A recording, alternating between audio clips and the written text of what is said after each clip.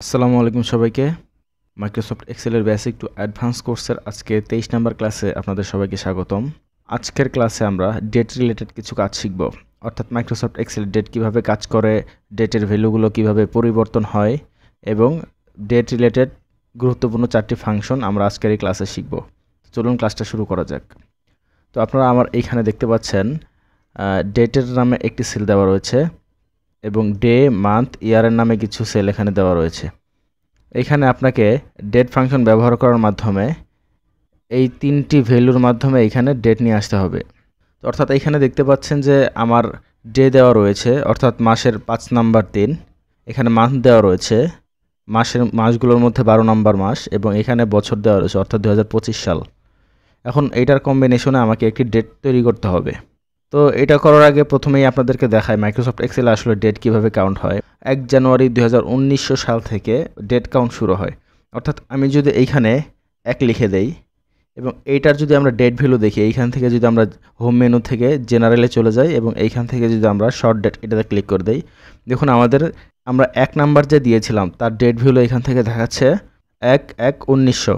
আমি যদি এইখানে আজকের ডেট দিয়ে দেই, আমি এখানে আজকের ডেট লিখে দিলাম 26 মে 2025। তো এই তারিখটাকে যখন আমি জেনারেল ফরম্যাটে দিব, আমি এইখান থেকে এই অ্যারোতে ক্লিক করে জেনারেলে ক্লিক করে দিলাম। তো এখানে দেখতে পাচ্ছেন যে 45,803, অর্থাৎ এই যে আমার 1900 সালের 1 জানুয়ারি থেকে যেই ডেট কাউন্ট শুরু হয়েছে মাইক্রোসফট এক্সেলে, সেই দিন থেকে আজকে পর্যন্ত 45,803 দিন অতিক্রম হয়েছে। তো এইভাবে মূলত মাইক্রোসফট এক্সেলের ডেট হিসাব করা হয়। তো আমি যদি এখানে 45,804 লিখে এন্টার প্রেস করি এবং এই নাম্বারটাকে যদি আমরা এখন ডেট ভ্যালুতে কনভার্ট করি, আমরা এখান থেকে হোম মেনুতে চলে যাব। এইখান থেকে নাম্বার গ্রুপের এই জেনারেল অ্যারোতে ক্লিক করে এখান থেকে যদি আমরা শর্ট ডেট দিয়ে দেই, দেখতে পাচ্ছেন যে আমার এইখান থেকে আমরা যে 45,804 লিখেছিলাম সেটার ডেট ভ্যালু হচ্ছে 27 মে 2025। তো এইভাবে আসলে মাইক্রোসফট এক্সেলের ডেট হিসাব করা হয়। তো আমি যদি এইখান থেকে, তো এই ডেট লেখার কিছু শর্টকাট পদ্ধতি রয়েছে। আপনি যদি এখান থেকে ডেট লিখতে চান, আমি যদি এখান থেকে 30/5/2025 লিখি, এভাবে কিন্তু আপনার পুরোটা লেখার প্রয়োজন নেই। আপনি যদি এখান থেকে 30 দেন এবং কিবোর্ড থেকে স্ল্যাশ অথবা যদি হাইপেন দেন দিয়ে যদি মাসের ভ্যালুটা দিয়ে দেন, ধরুন আমরা 30/5 লিখব। এখন যদি আমি এন্টার প্রেস করি, তাহলে দেখুন আপনার কিন্তু এইখানে ফুল ডেটই চলে আসবে, কিন্তু আপনাকে যেভাবে আপনি লিখেছেন সেইভাবে দেখাবে। তো আপনি যদি পুরোটা রাখতে চান, এইখান থেকে আপনি চাইলে এই কাস্টমারি এই গ্রুপে গিয়ে এইখান থেকে কিন্তু শর্ট ডেট ফরম্যাট নিয়ে আসতে পারেন। তো আপনি এইখান থেকে যেই ডেটটি লিখে দিবেন, আমি ধরুন 25/5 লিখে দিই। দেখুন আমার কিন্তু 25/5, শুধু 25 এবং হাইপেন দিয়ে 5 লিখেছি এবং আমার পুরোটা কিন্তু অটোমেটিক্যালি চলে এসেছে।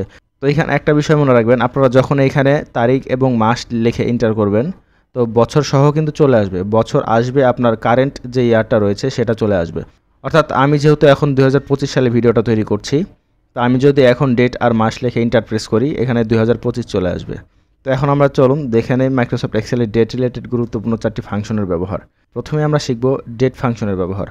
ডেট ফাংশনের কাজ হচ্ছে, ডের যদি কোনো আলাদা ভ্যালু থাকে এবং মান্থ এবং ইয়ারের যদি কোনো আলাদা আলাদা ভ্যালু থাকে, এখানে ডে মাসের 5 নাম্বার দিন, এখানে মান্থ দেওয়া রয়েছে, মাস 12 নাম্বার মাস, এবং এখানে বছর দেওয়া রয়েছে।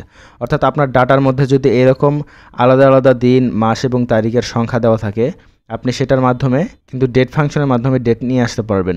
তো আমরা যদি এইখানে গিয়ে ইকুয়াল প্রেস করে ডেট লিখি, দেখুন ডেট নামে কিন্তু মাইক্রোসফট এক্সেল একটি ফাংশনই রয়েছে। আমি এটার উপর জাস্ট একটা ডাবল ক্লিক করে দিলাম। তো প্রথমেই দিতে হবে আপনার ইয়ার। তো আপনি চাইলে এখান থেকে ম্যানুয়ালি লিখতে পারেন। আমি যদি এখান থেকে 2025 লিখি, তারপরে কমা দেই, তারপরে মাস চাচ্ছে কত নাম্বার মাস আপনি চাচ্ছেন, আমি যদি এখান থেকে 12 দেই এবং ডে চাচ্ছে, আমি যদি এখান থেকে 1 দেই, এখন যদি এন্টার প্রেস করি, দেখুন আমার কিন্তু 1 ডিসেম্বর 2025 সুন্দরভাবে কিন্তু চলে এসেছে।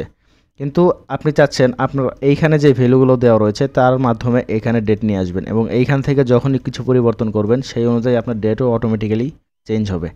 তো এটার জন্য আমি এই ফাংশনটা এখান থেকে ডিলিট করে দিচ্ছি। আমি আবারও ইকুয়াল প্রেস করে লিখে দিব ডেট। এখন যদি ট্যাব বাটনে প্রেস করি, তো প্রথমেই আপনার দিতে বলছে ইয়ার। তো ইয়ার হচ্ছে আমার 2025, আমি এটাকে সিলেক্ট করে দিব। তারপর আমি কিবোর্ড থেকে কমা দিয়ে দিব। তারপরে চাচ্ছে মাস। মান্থ হচ্ছে আমার এই যে 12 লেখা রয়েছে, এটা আমি আবার এটা দিয়ে দিলাম, আবার কমা দিয়ে দিলাম। এখন চাচ্ছে ডে। ডে হচ্ছে আমার এই যে ডে রয়েছে, এটাকে আমি সিলেক্ট করে এখন জাস্ট এন্টারে ক্লিক করি। দেখুন আমার 5 ডিসেম্বর 2025 সুন্দরভাবে চলে এসেছে। এখন যদি আমি এইখান থেকে 2025-এর পরিবর্তে 2026 করে দেই, এবং এইখানেও কিন্তু অটোমেটিক্যালি চেঞ্জ হবে। ইভেন আপনি ডেট মান্থ যখনই যেটাই পরিবর্তন করবেন সেটাই কিন্তু এখানে অটোমেটিক্যালি ডেটে চেঞ্জ হয়ে যাবে। আমি যদি এখান থেকে 6 দিয়ে দেই, দেখুন 5 জুন 2026 অটোমেটিক্যালি সুন্দরভাবে চলে এসেছে।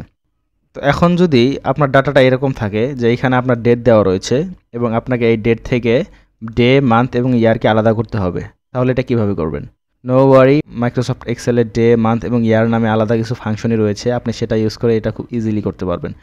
তো আমরা এখানে ডে নিয়ে আসার জন্য ইকুয়াল আমরা ডে লিখে দিব। ডে নামে একটা ফাংশন রয়েছে মাইক্রোসফট এক্সেলে, লিখে যদি আমি ট্যাব বাটন দেই এবং শুধুমাত্র এই ডেটটা সিলেক্ট করে এন্টার দেই, দেখুন আমার কিন্তু এখান থেকে সুন্দরভাবে আমার ডেটটা চলে আসলো। এখানে আমি সেম একইভাবে তো ইকুয়াল প্রেস করে মান্থ লিখে আমি জাস্ট এই ডেটটাকে সিলেক্ট করে দিলে আমার এখানে মাস চলে আসবে। সেম একইভাবে আমি এখান থেকে ইয়ার লিখে দিব। এখন আমি জাস্ট এই ডেটটাকে সিলেক্ট করে এন্টার দেব। দেখুন সব কিছু কিন্তু আমার সুন্দরভাবে আলাদা হয়ে গিয়েছে। আমি যখন এইখান থেকে ডেট পরিবর্তন করব তখনই কিন্তু আমার ভ্যালুগুলো অটোমেটিক চেঞ্জ হবে। তো আপনার যদি এরকম একটা বড় ডাটা সেট থাকে এবং এইখানে ডেট ভিত্তিক কিছু ডাটা থাকে এবং আপনি চাচ্ছেন এই ডেট থেকে ডে, মান্থ এবং ইয়ারকে আলাদা করবেন, সেম একই ওয়েতে এইখান থেকে ডে লিখে দিবেন। ডে লিখে জাস্ট এই তারিখটাকে সিলেক্ট করে এন্টার প্রেস করবেন। এইখান থেকে এই অ্যারো চিহ্ন কালো হয়ে যাওয়ার পরে জাস্ট একটা ডাবল ক্লিক করে দিবেন। সেম একই ওয়েতে আমরা এখানে গিয়ে মান্থ লিখে দিব। মান্থ লিখে যদি ট্যাব বাটন দেই, এখন শুধু ডেটটাকে দেখিয়ে দিয়ে যদি এন্টার প্রেস করি এবং ডাবল ক্লিক করে দেই, সেম একই ওয়েতে এইখানে আমরা ইয়ার লিখে এই ডেটটাকে যা সিলেক্ট করলে কিন্তু আমার দেখুন সুন্দরভাবে আমার ডেট থেকে আমার দিন, তারিখ, মাসগুলো কিন্তু আলাদা হয়ে গিয়েছে।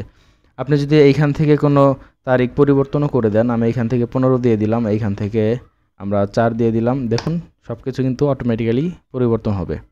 তো আজকের ক্লাসটা মূলত এই পর্যন্ত ছিল। আজকের ক্লাসে আমরা ডেট রিলেটেড কিছু ব্যবহার শিখেছি, গুরুত্বপূর্ণ ডেট রিলেটেড 4টি ফাংশনের ব্যবহার শিখেছি। পরবর্তী ক্লাসে আমরা ডেট রিলেটেড আরও কিছু ফাংশনের ব্যবহার শিখব।